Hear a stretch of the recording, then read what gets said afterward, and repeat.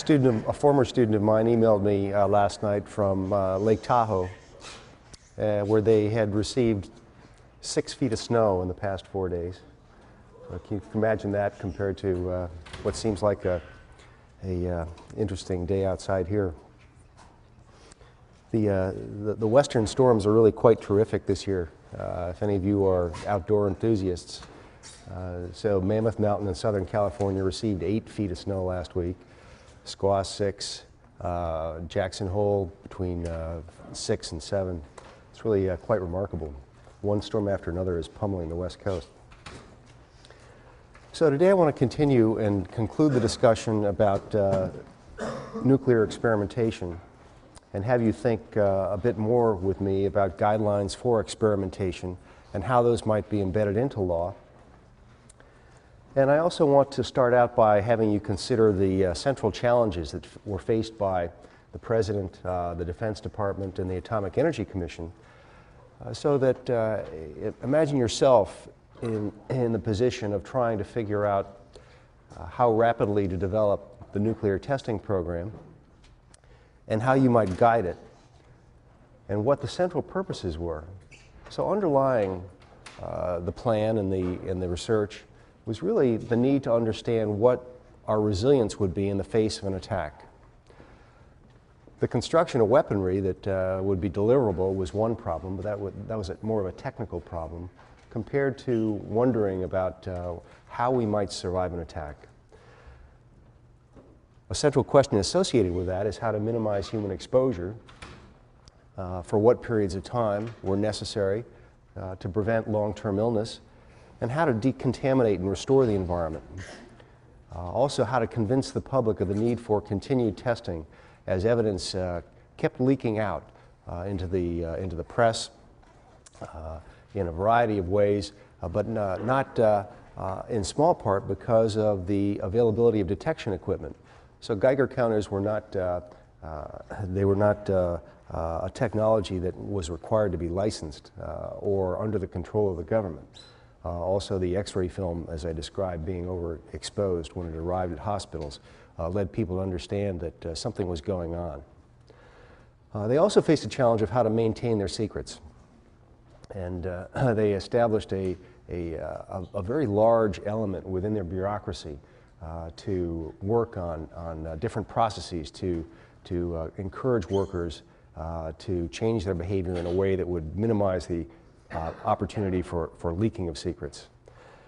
And then the central question that we'll look at today is, if you have a population that's been seriously exposed, how do you manage them? How do you manage their complaints?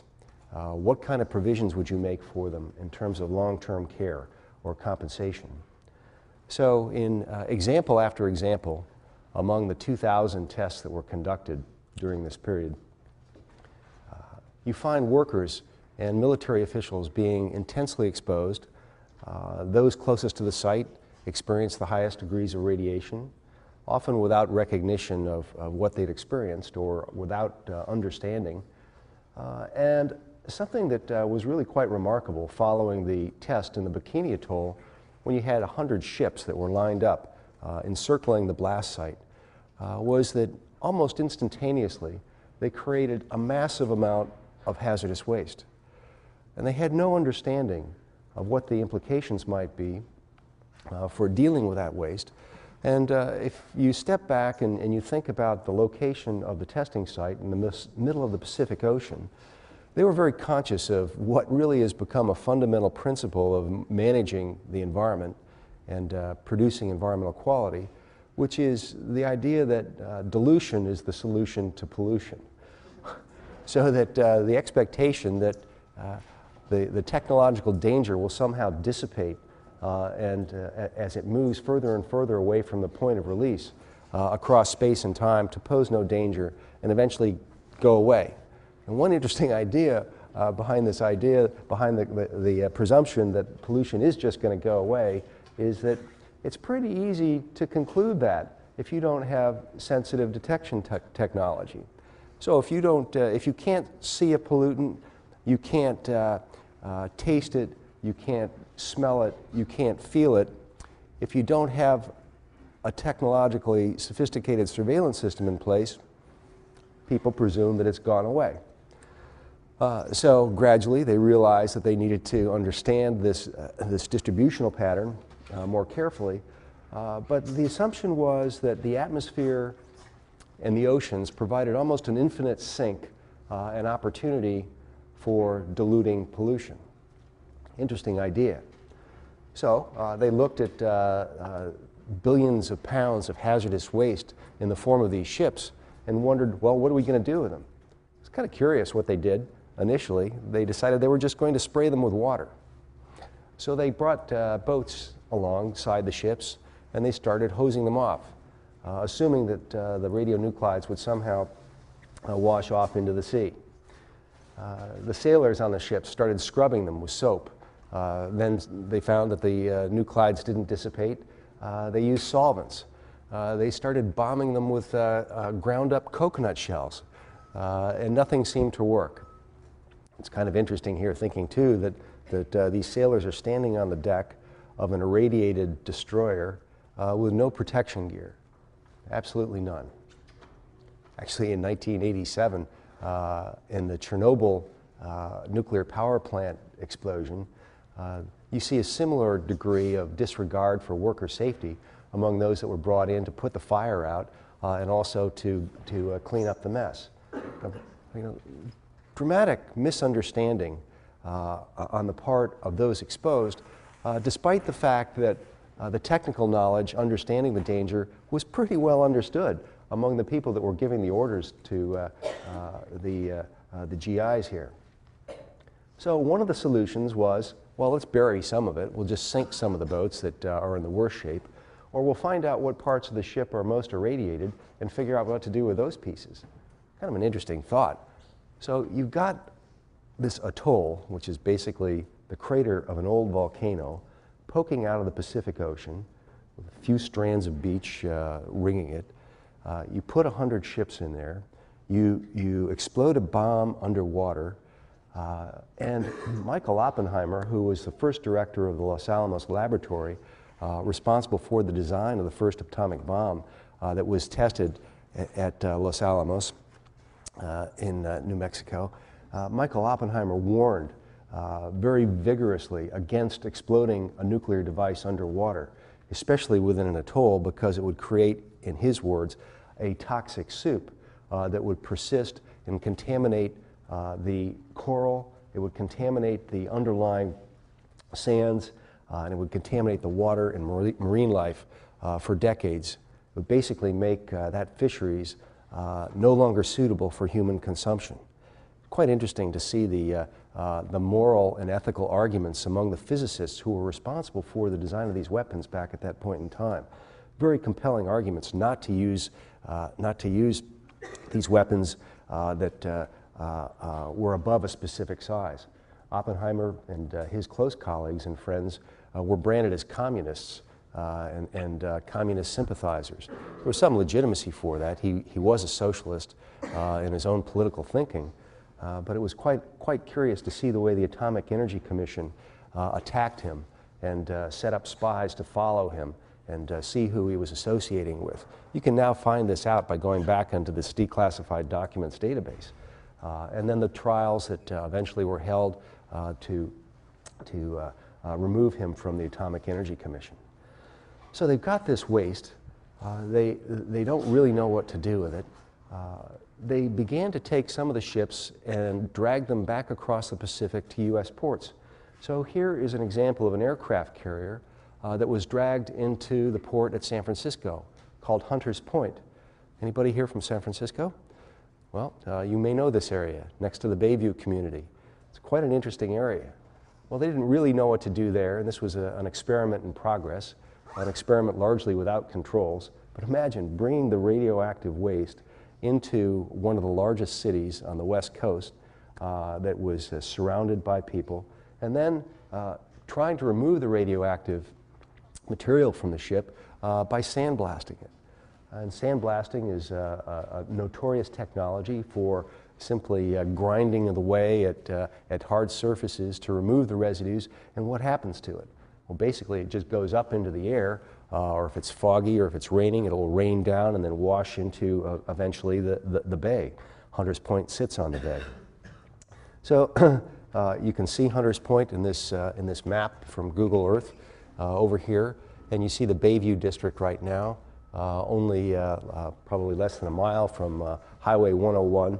And like many other ports in the United States, the port at Long Beach, port at Newport News, Virginia, up and down the East Coast and the West Coast and the Gulf Coast, you really find a contaminated soup of a variety of different toxic substances, often in rather close proximity to very densely populated areas.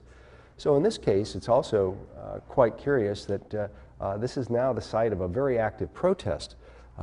Many people that live adjacent to these military sites are quite concerned about their exposures. And it also is the subject, the target of a renewal effort in San Francisco.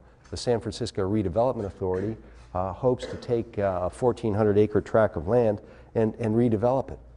This also happens to be a center of ethnic minorities in San Francisco, especially African Americans.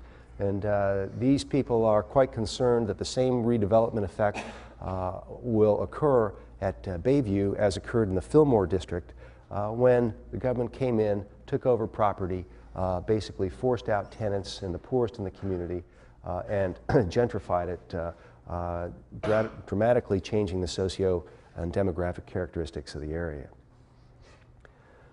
So gradually by the late 1990s, we had a pretty good image of what happened to all of these radionuclides, at least in the lower 48. So the surveillance was best in the 48 states, also in Alaska, because Alaska was the site of a variety of underground tests by the US, but it also was the recipient of much of the fallout that came across from Siberia, where a number of the Soviet tests were conducted. So that the understanding of the distribution of risk was really quite sophisticated. I'd say probably more so than any other chemical that has been studied or regulated in US history. So that these data were aggregated by the National Cancer Institute, county by county, and you can see the red pattern indicating areas that residents received the highest exposure, measured in millisieverts. And you also see kind of unusual patterns developing in the northern Rocky region, but also as far away as Indiana, Illinois, and then as I showed you the other day, as the cloud had swirled down from Canada and met a rainstorm in New England, the Vermont-New York border as well. So this became the foundation for a rather interesting compensation scheme on the part of the government. So if you lived in specific states or in specific counties, you were presumed to have a certain dose of radiation. That made you eligible for compensation at specified levels, depending upon the illness that you could demonstrate. So you needed a physician's diagnosis of a particular illness. It might be thyroid disease, it could be thyroid cancer, it could be leukemia, it could be bone cancer, it could be different types of blood disorders, it could be genetic mutations, but if you could demonstrate that you had an illness that was plausibly related to exposure to an array of radionuclides, it was matched up against this map so that became the formula for a level of compensation.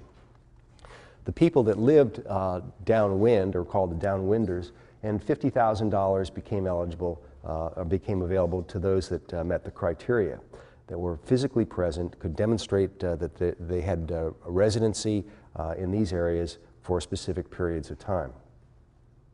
The Radiation Exposure Compensation Act of 1990 provided for compassionate payments to individuals who contracted these cancers and other diseases as a result of exposure during the testing period, and also for those that were mining uranium that became the predominant fuel that was enriched to produce the nuclear fuels. Those that mined the uranium, but also those that that transported, so that the miners and the transporters were well recognized as another occupational group that experienced high levels of exposure, as well as elevated incidence of disease when compared to individuals that had received lower doses of radiation. So a payment of $75,000 was available to people that were on-site participants. In other words, they were actually stationed there. The military officials that you saw with the goggles and sitting in the lawn chairs with the shorts on, or those on the decks of the cruisers, or those that actually were involved in moving into the region and working on the boats and trying to figure out what to do with the mess. So those that had participated in restoration efforts also were eligible. Here's an example of a uranium mine worker spending a good amount of time underground and being dosed at a fairly significant level on a routine basis.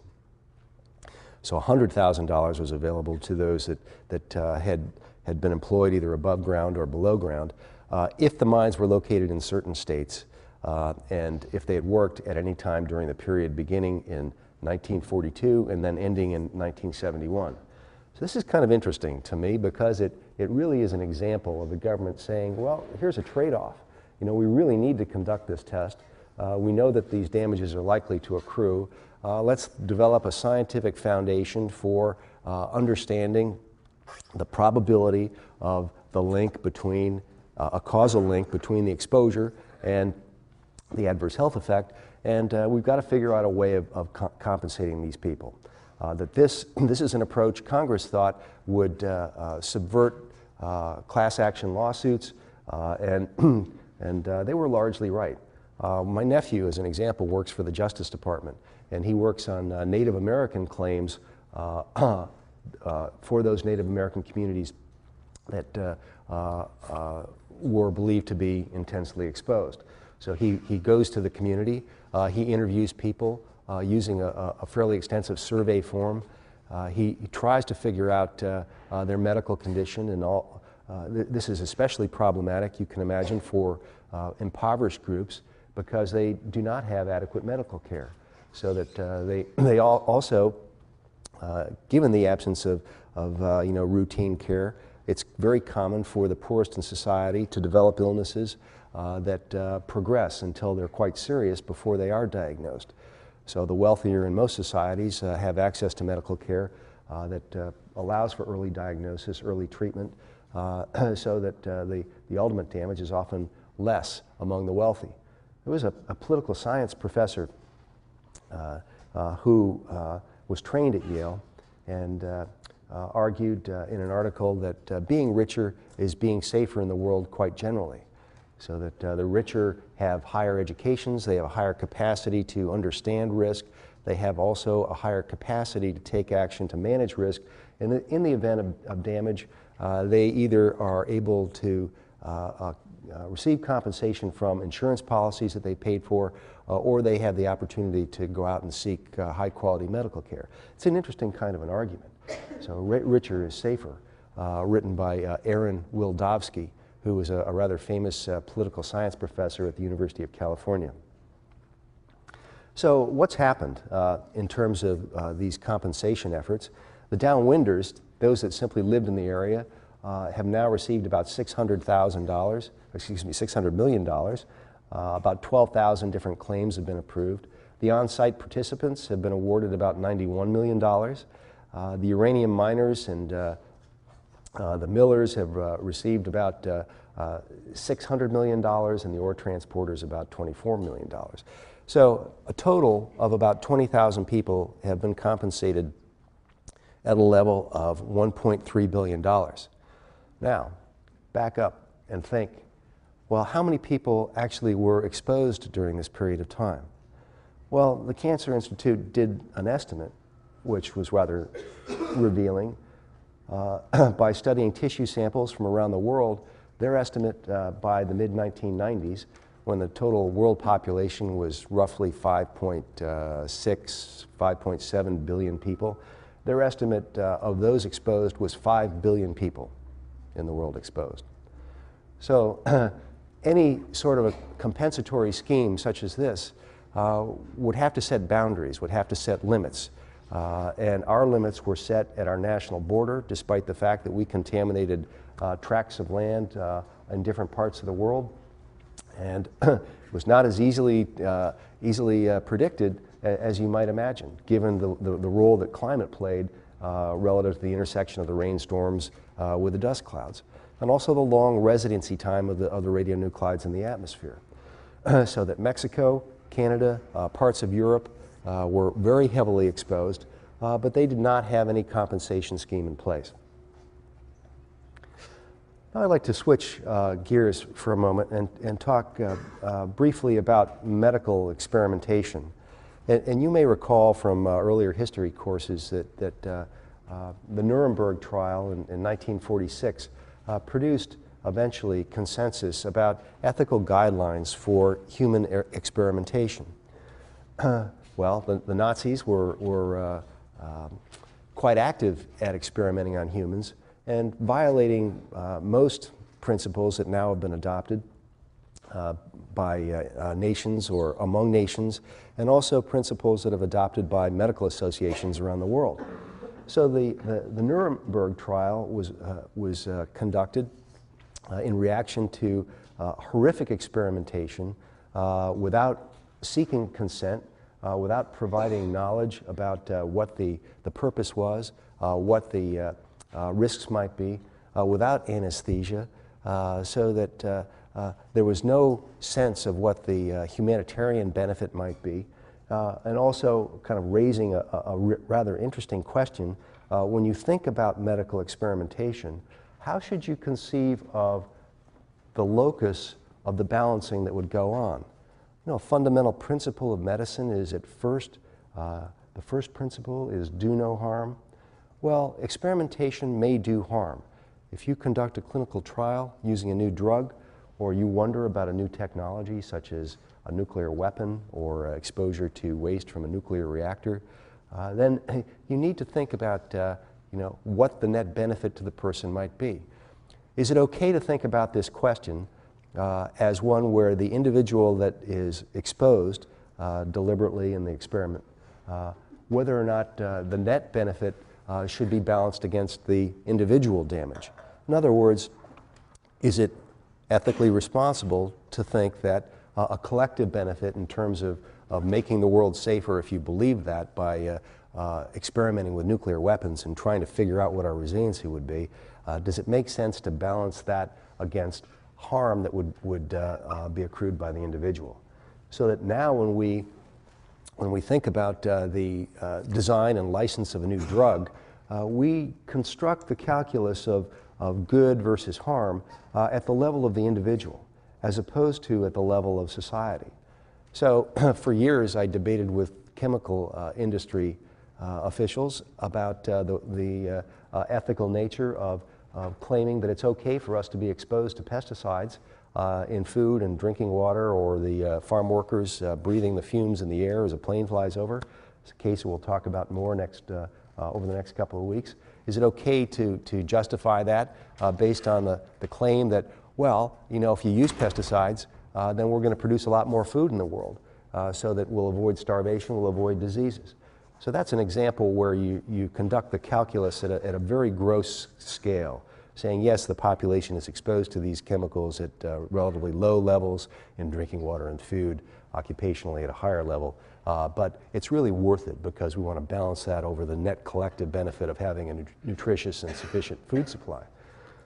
So that these are the basic questions that were addressed in the Nuremberg trial, but also surround the question about how to manage compensation efforts. So 23 medical doctors were on trial for murder, torture, and other atrocities performed in the broad name in their testimony of medical science in concentration camps. Now, in response to this, the American Medical Association eventually adopted guidelines that included these: voluntary and understanding consent of the subject, prior animal experimentation, appropriate medical supervision. Those treated were expected to accrue some benefit. or there should be some overwhelming humanitarian purpose that's served if the benefit would not be accrued by the individual. So thinking about these guidelines and then thinking about the Atomic Energy Commission's approach themselves to experimenting with humans is an interesting topic.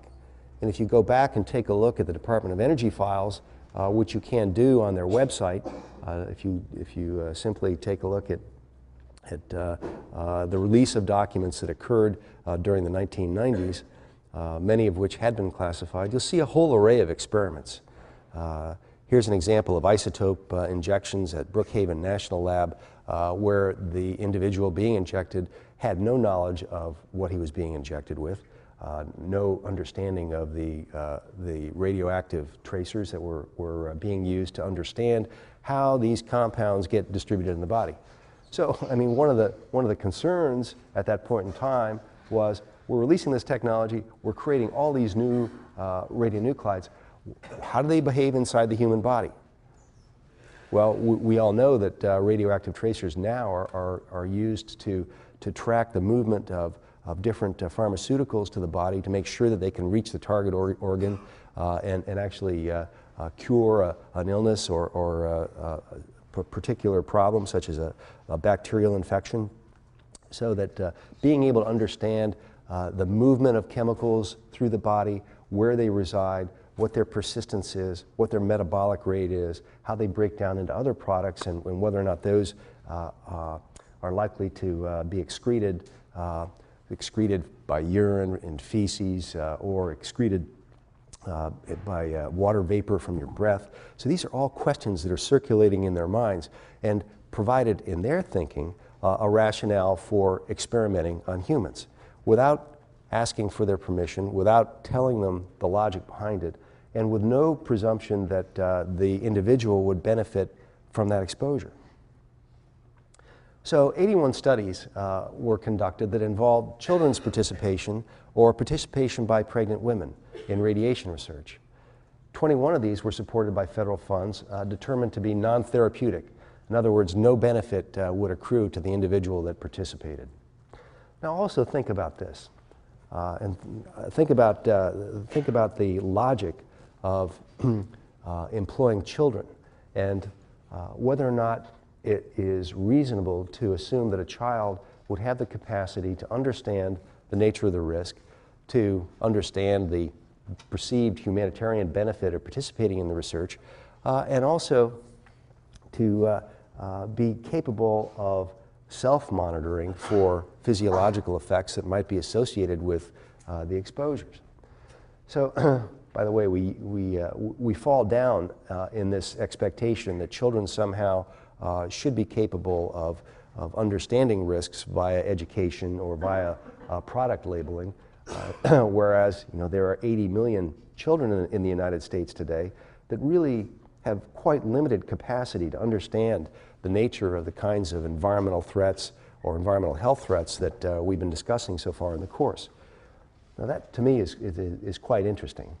If you choose to educate or to label as a management strategy to contain risk or to manage a technological hazard or pollution, another good example of that would be the way we manage mercury in fish. We don't set a limit for mercury in fish and then take the fish that are contaminated beyond the limit out of the marketplace.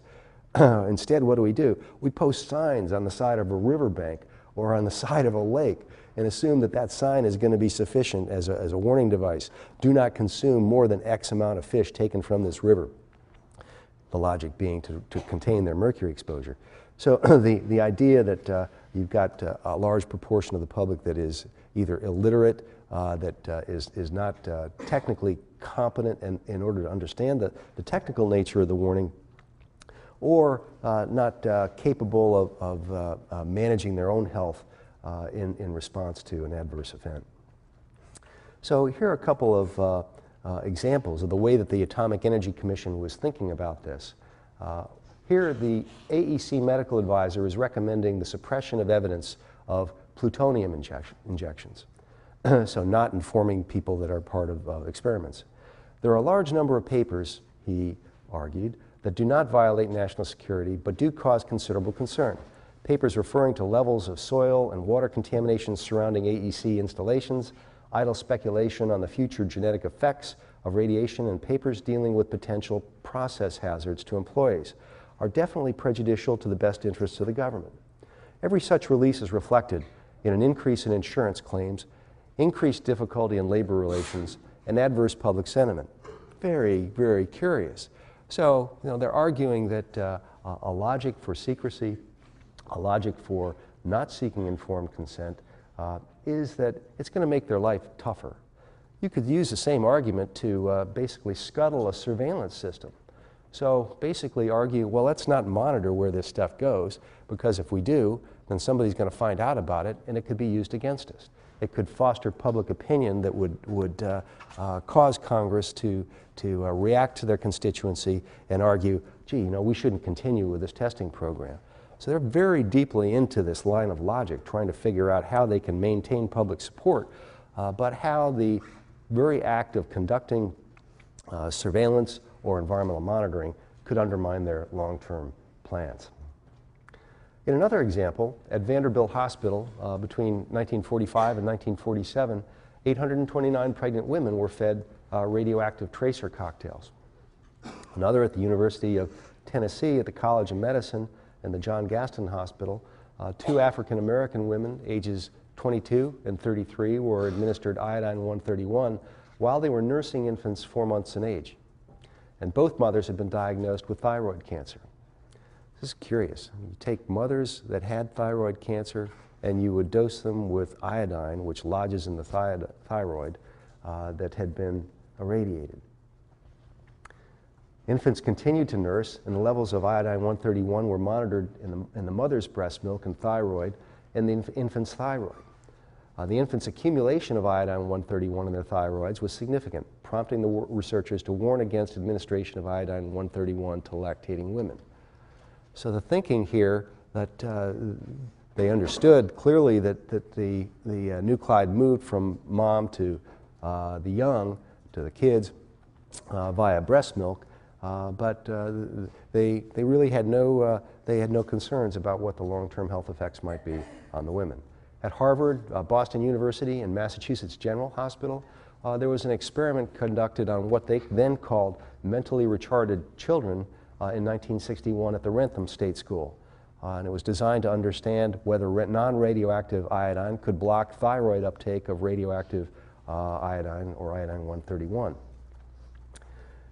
The National Institute of Health, the Atomic Energy Commission, and the Quaker Oats Company also conducted a similar study at the Walter Fernald School in Massachusetts, also described by the AEC as being a school for the mentally retarded, and the children were fed breakfast food containing radioactive iron and calcium.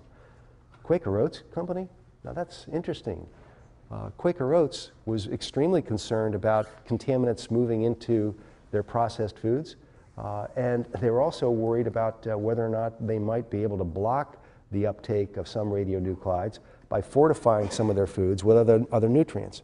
So could you put calcium in oatmeal, and would that have an effect? Well, perhaps that's an interesting study. Perhaps you would want to carry that study out on animals before you conduct it on children. And why would you choose the Rentham School or the Fernald School as a locus of this type of study? So 9 boys between 10 and 15 years in age and one 21-year-old served as subjects. And they were divided into 2 groups, one receiving intravenous injections of calcium-45 and the others received it orally in their breakfast cereals. And they were trying to figure out where this went in the human body and what role it played in blocking uptake of other nuclides.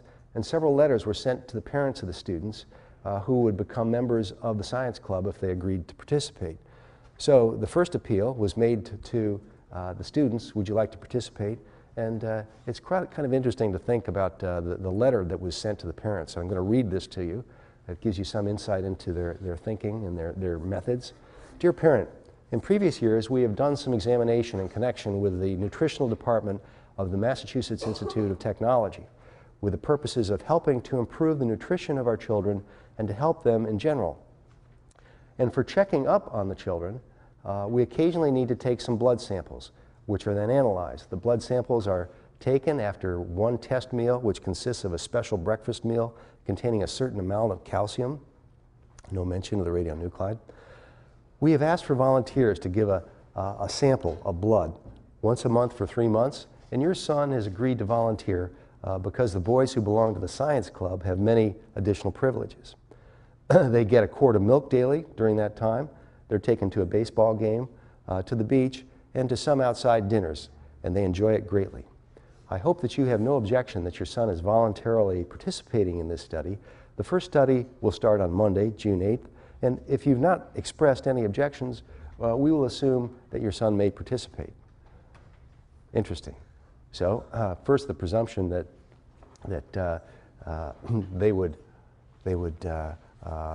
legitimately ask the child before the parent. The presumption that if they heard nothing back from the parent, who might be traveling or whatever, that they would go ahead with the experiment. These studies, once they were released and came to the attention of the Department of Energy and President Clinton in 1995, led the administration to issue an executive order on declassification.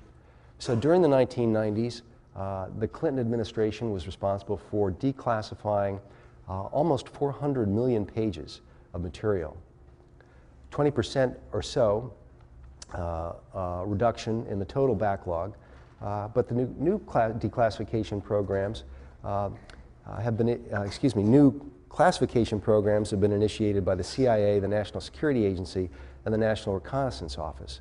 So that this period between 1990 and 2000 was a period where we were declassifying more than we were classifying. And following 2001, September 11th attack on the World Trade Center, we've clearly gone in the opposite direction. The Department of Energy was extremely embarrassed by the release of these studies, and the former Secretary, Hazel O'Leary, undertook what she called an openness initiative in 1993, and went back through all of her records of the Atomic Energy Commission, and once that was transformed into the Department of Energy, the Nuclear Regulatory Commission, and declassified a large amount of information. The National Security Administration is now the largest intelligence agency in the world, and it is important to know that they have power to classify at all levels, and they also are exempt from the Federal Freedom of Information Act, which means that you cannot request any information from them, or they have the ability to make the judgment to decline any request and not give you any reason for that. So last year we spent, this is actually a year and a half old now, we spent almost $25 billion on secret programs for surveillance, for containment, technologies to eavesdrop via computer, reading emails, also watching the way that people surf the internet, so that the surveillance efforts on the part of the government that remain classified have never been higher in human history. So let's pause and reflect over the past couple of lectures and think about some of the key lessons. One lesson that is extremely important, and I hope 5 years down the road, if I have any hope of you remember anything about this course, I want you to think about one issue, and that is, if you want to manage the environment, you've got to think a lot about the principle of persistence. How long does a danger persist? How is it distributed? How does it move through the environment, the atmosphere, the water, the soils, and the food?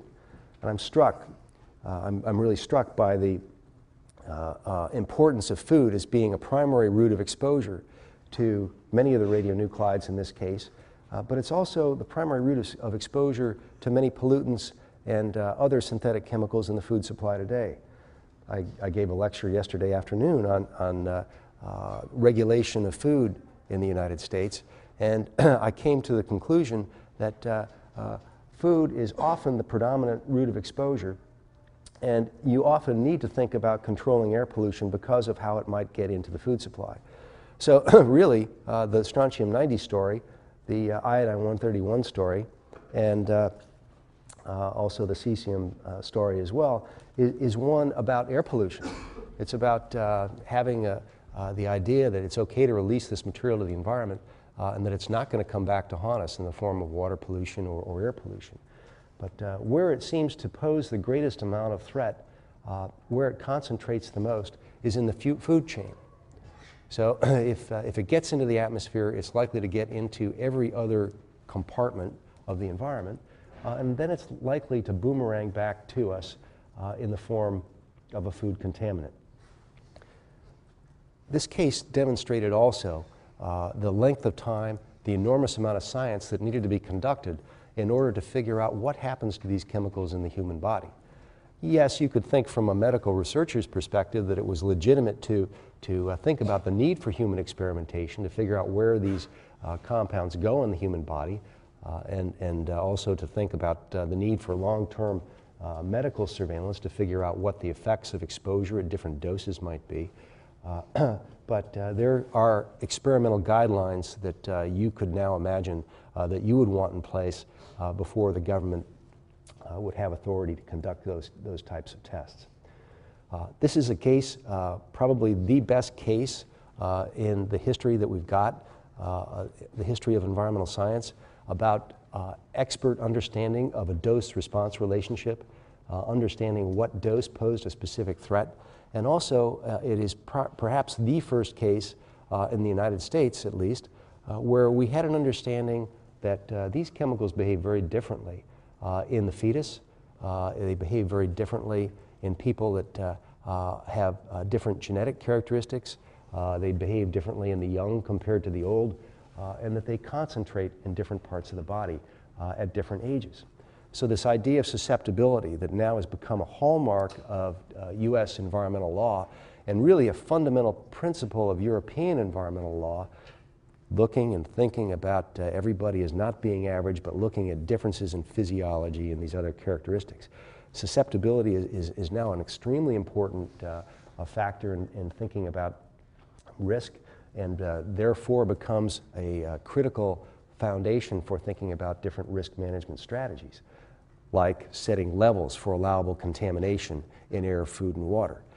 Don't forget in this case as well that this entire history took place between 1945 actually, the first test, and 1963, when the atmospheric testing stopped via the Limited Test Ban Treaty. So in this compressed 18-year period, what environmental laws did we have in place to control exposure? We had nothing. We had no Clean Air Act. We had no Safe Drinking Water Act. We had no Toxic Substance Control Act.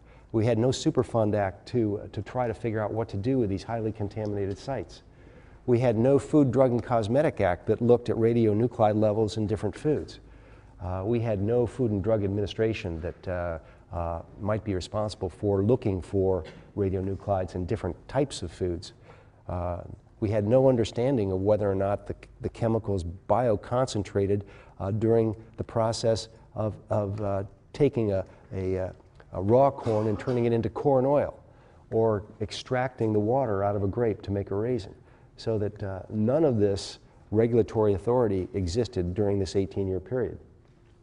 So at the same time, what we'll see over the next several weeks is that this history is extremely important in providing a paradigm for understanding environmental quality and the distribution of pollution that was picked up and was dropped into food safety law, dropped into air quality law, dropped into thinking about hazardous materials management. So it's become a very important component of environmental law. Also, later in the term, when we think about the current status and the future of nuclear power, we're not going to move into this discussion too deeply today, but I want you to think about the similarity between what we learned by 1963 and then what we learned from the Chernobyl event. So Chernobyl is a nuclear reactor located just outside of Kiev in a little village called Pripyat, and it exploded and it caught on fire, and the roof blew off of it back in 1986. And I don't know, let's see, 1986, I suppose that most of you would not have been alive in 1986, but your parents would remember this. And you are walking around probably still with radionuclides in your body that resulted from your intake of foods that were contaminated, as the amount of material that reached the atmosphere also went into global circulation, also rained down around the world, and exposed almost everyone at a lower level than was experienced during the atomic weapons testing era. A couple of key points of comparison here. One is that the expectation on the part of the Soviet government, then responsible for managing this site, was that they needed to manage and test for contamination in close proximity to that site. They were most worried about getting people out of that zone by evacuating them out within roughly about a 10 to 15 kilometer radius. If you remember that donut, remember the donut that I had up there surrounding the map in Nevada that demonstrated the way that the Atomic Energy Commission had similarly underestimated the movement of radionuclides. The same happened here. Gradually, after they expanded their testing, they found that the eventual distributional pattern is designated by the red on this map as the most intensely contaminated zone. So if you look at this, you see that certain of these zones were confiscated. Some were confiscated even more than 150 miles away from the site of the fire. There's a very important story here about the absence of surveillance leading to a perception of environmental purity. So that gradually over a period of time, you know, as the Soviet Union collapsed and the amount of surveillance expanded, the quality of the testing got better, they realized that these nuclides had seriously contaminated a huge tract of landscape in the Eastern European nations. And they basically made agricultural productivity impossible. They made future forestry in this area impossible. The forests surrounding Kiev now have taken up the radionuclides. So if you cut those down and you build a house out of the material, you basically would be exposing yourself or your family to the material. Or if there is a serious forest fire in that region today, and there's been about a 6 or 7 year drought in Eastern Europe, so this is a serious concern, that forest fire would basically cause these radionuclides to go back up into circulation. Just as on Bikini Atoll, where they decided, well, you know, let's restore the site, let's take off the top meter or two of soil, and we'll bring in fresh soil so that they can grow crops again. They still thought that this would be the effective restoration technique in the Ukraine, but they found that it was an overwhelming area that had been contaminated. 3,200 square kilometers, 76,000 square kilometers had detectable levels of radiation, and 3 million people lived in these zones. So what do you do with it? What do you do with the structures that have been contaminated? What do you do with the equipment that's been contaminated? In this case, they decided they were going to bury it. So they dug deep trenches and they buried the military equipment. They dug trenches. They drove the fire trucks into them and buried the fire trucks. They buried cars so that they basically figured, well, this is one solution to the problem. In a slight aside, it was kind of interesting that when they would bury the cars, people would be watching as they buried the cars, and then they would go and dig up the cars and take the car parts out at night and then sell the car parts on the black market. There's really quite a similarity here between the problem of creating hazardous waste such as this that's been contaminated by nuclear debris in Chernobyl, and the idea of creating irradiated hulks of ships and wondering what to do about it. So that, you know, once again, we'll see a kind of a pattern of denial followed by a pattern of gradually increased sophistication and surveillance, leading to a recognition that, oh my gosh, this problem is much bigger than we thought it was. So a few concluding thoughts about this section. One is that secrecy is a very important form of social control or regulation. So if we give the government the right to maintain secrets, we're giving them the right to control our knowledge, to control our intelligence. In this case demonstrates that secrecy concentrated knowledge among those with authority and power. It basically inhibits broad public literacy and intelligence. It undermines democracy because if you don't understand these issues, you certainly are not going to be an effective participant in decision making about how to manage risks. And these are often pretty technical decisions. It prevents accountability. So the bureaucrats inside the Atomic Energy Commission and the Defense Department like this part about it very much. It basically means that they're not accountable to anybody except to those that also have security clearances. It may restrict individual liberty, as it has, restricting rights of 9/11 detainees. It can enhance the persuasive power of elites. It provides them with narrative advantage to give their interpretation of the story. So if you don't have the evidence to test or to contest their conclusions, you have no political power. And also, it turns secrets into extremely valuable commodities. So in a sense, secrecy creates intellectual property. The more valuable that property is, the shorter its half-life is. I'll leave you with one thought from Albert Einstein. It's not enough for a handful of experts to attempt the solution of a problem, to solve it, and then to apply it. The restriction of knowledge to an elite group destroys the spirit of society and leads to its intellectual impoverishment. Okay, thank you. Have a good weekend.